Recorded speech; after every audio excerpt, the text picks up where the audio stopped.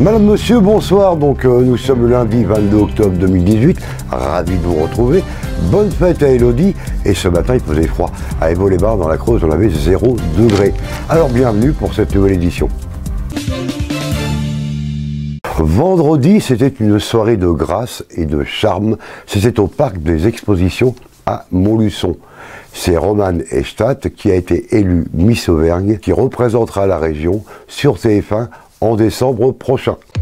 Est élue Miss Auvergne 2018, la candidate qui portait le numéro 5, Romane. Romane Estath est élue Miss Auvergne 2018, ce soir à Montluçon.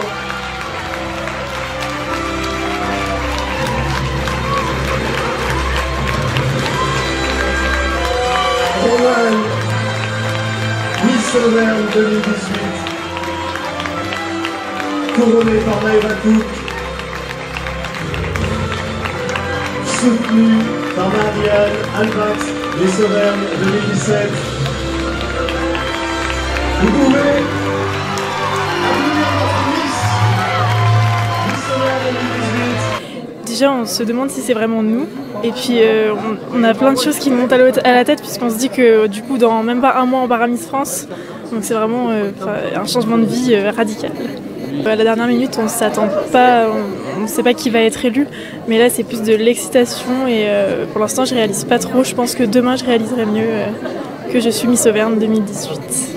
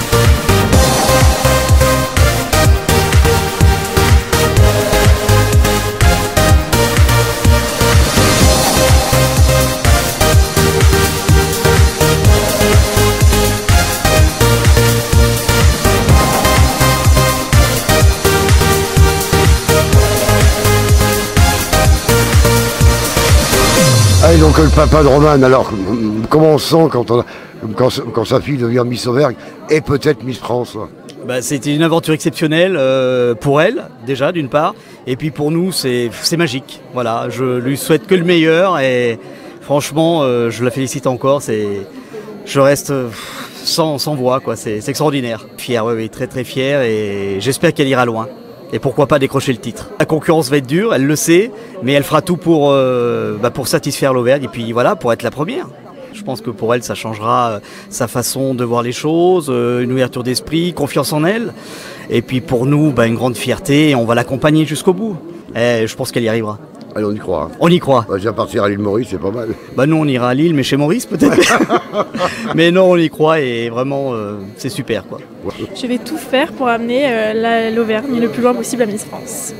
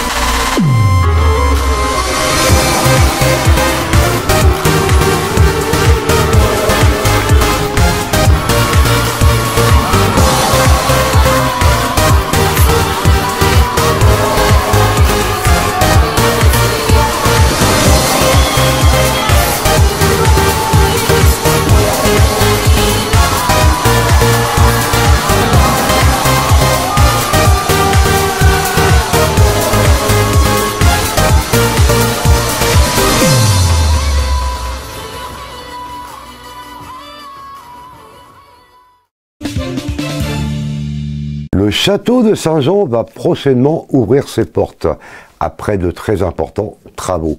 Monsieur de Lyon a donné les clés de cuisine à Olivier Valade, un grand chef étoilé au Michelin, qui vous promet une cuisine de terroir. Le chef des cuisines du château de Saint-Jean sera Olivier Valade, qui a décroché une étoile dans un restaurant breton en 2016. Pour lui, c'est un retour aux sources. Après Ausence, après la Bretagne, vous êtes revenu à vos sources? On va dire oui. Entre-temps, j'ai quand même fait la Bourgogne, j'ai fait Metz aussi, la Lorraine, un petit tour par Paris, un petit peu à Courchevel, un petit tour par Monaco. Donc oui, j'ai fait le tour de la France. Ce cuisinier, âgé de 41 ans, possède un curriculum vitae bien rempli. On y retrouve un service militaire dans la cuisine du Premier ministre à l'hôtel Matignon, le relais Bernard Loiseau à Saulieu en Côte d'Or, où il a été chef de partie, seconde cuisine, puis sous-chef de cuisine, ou encore le restaurant Hélène Darroze à Paris, et le restaurant d'Yvelec à Paris. Bernard Loiseau, c'est quelque chose qui reste ancré profondément, puisque en tout, j'y suis resté presque 7 ans. Du temps de Monsieur Loiseau, voilà, pendant plusieurs années. Et puis après, j'ai fait un petit tour à Paris. Et le chef Patrick Bertrand m'a rappelé quelques années après pour le seconder. Voilà. Et là, j'y suis resté 5 ans. Encore en plein chantier, le château de Saint-Jean à Montluçon devrait rouvrir au printemps prochain avec un hôtel de 17 chambres et suites, un spa et 2 restaurants. Pour Montluçon, ça sera une très belle chose puisque d'avoir un établissement comme ça, ça va apporter un petit plus à la ville. Le bâtiment qui était un petit peu à l'abandon et qui a retrouvé ses noblesses d'antan en fait.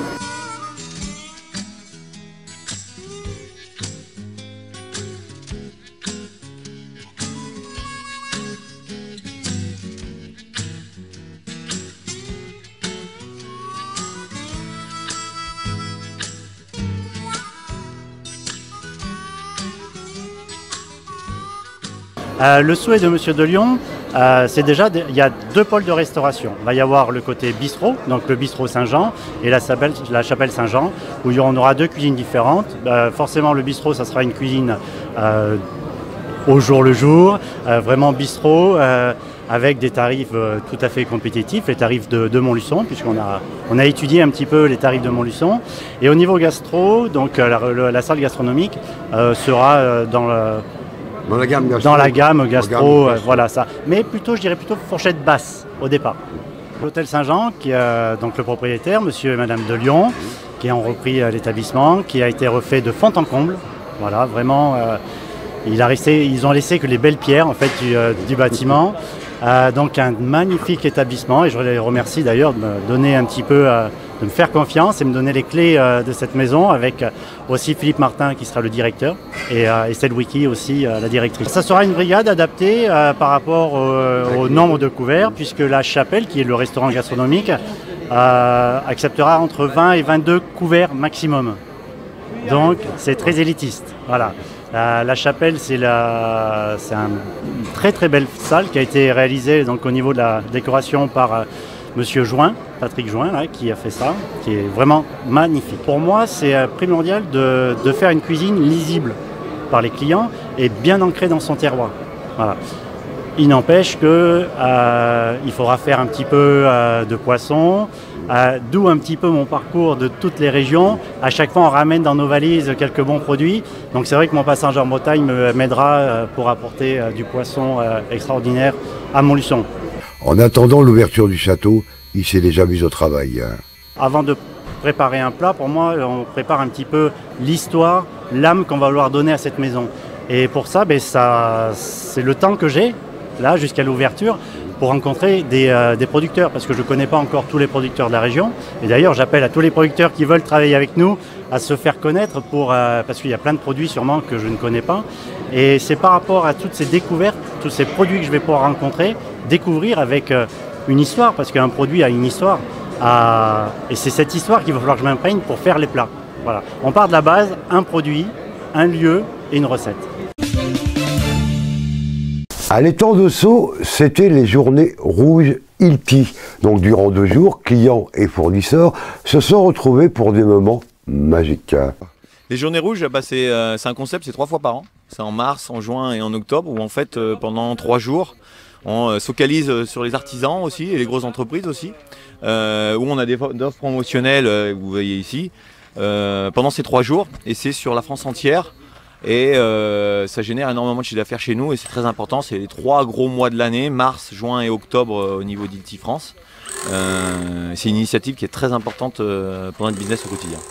Alors Ilty, c'est une entreprise internationale qui a à peu près 75 ans, donc fondée par 2 frères, Ilty. On est basé au Liechtenstein, juste à côté de l'Autriche. Donc en fait, nous on est fabricants de matériel, d'électroportatifs et aussi de consommables.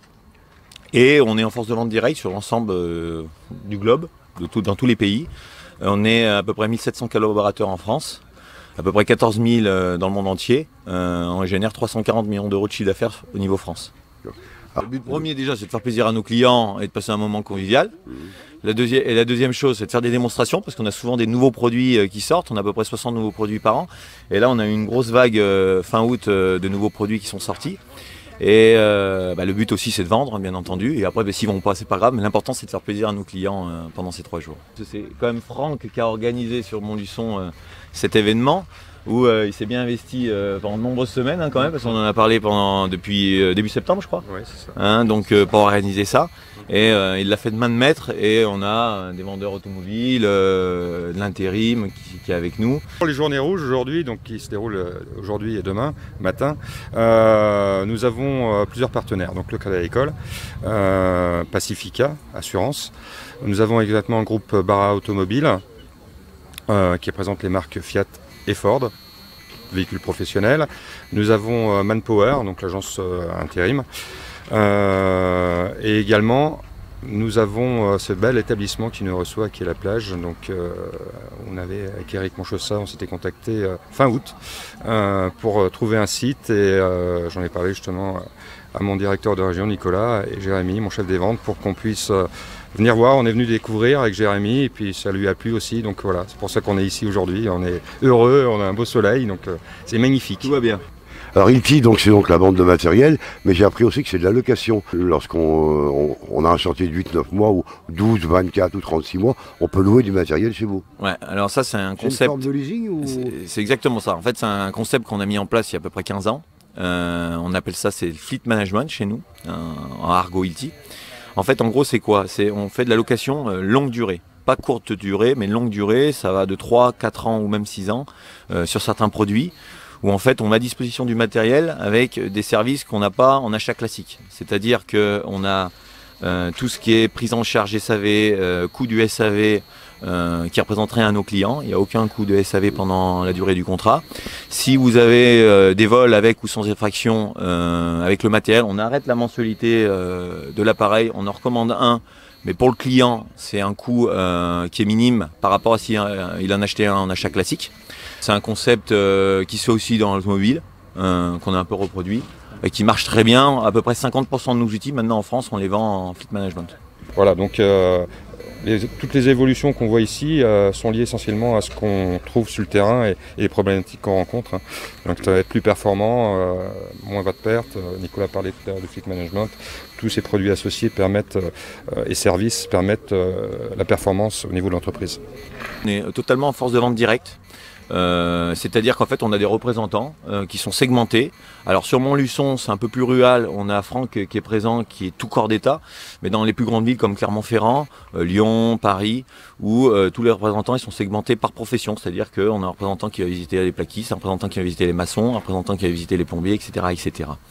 La seule forme de vente, je dirais indirecte qu'on peut avoir, c'est sur Lyon avec la plateforme du bâtiment. Sur Paris aussi, toutes les grandes villes, où là on a un stand à l'intérieur de la plateforme avec des salariés Ilty qui vendent du matériel Ilty, qui font une démonstration du matériel Ilty. Par contre c'est une facturation Saint-Gobain, plateforme du bâtiment. Et on est partenaire depuis longtemps avec eux, ça se passe super bien. On est une entreprise germanique, donc l'entreprise est basée au Liechtenstein. On a tout ce qui est recherche et développement qui est au Liechtenstein. Et c'est beaucoup plus pratique de produire aux alentours du Liechtenstein parce qu'il y a quelques usines de fabrication au Liechtenstein, mais très peu. On en a beaucoup en Autriche, en Allemagne, au niveau de l'électroportatif. Et au niveau proximité, c'est beaucoup plus facile, notamment avec les ingénieurs qui sont sur le terrain, alors que si on aurait des usines en France, ça serait un peu plus complexe, un peu plus loin. Quelques résultats sportifs de ce week-end. En football, encore une défaite pour le Montluçon Club Football qui s'incline 0-1 à Limonest, c'était dans le Rhône. Samedi prochain, ils vont peut-être se rattraper, ce sera contre Niort-Vignoble et ce sera à Moulins. En handball, les filles du Blanda Sport Montluçon continuent sur leur lancée. Elles éliminent Saint-Étienne 29-16 et c'était en Coupe de France. Quelques dates de manifestation à Athanor, donc du 23 au 28 octobre, ce sera le rendez-vous des enfants. Donc le Ludoparc, c'est un moment de détente durant ces vacances. Ce soir à la télé sur TF1, Joséphine, Ange Gardien, un épisode inédit. Et sur TFX, appel d'urgence. Donc à demain pour une nouvelle édition. Bonne soirée à tous et portez-vous bien.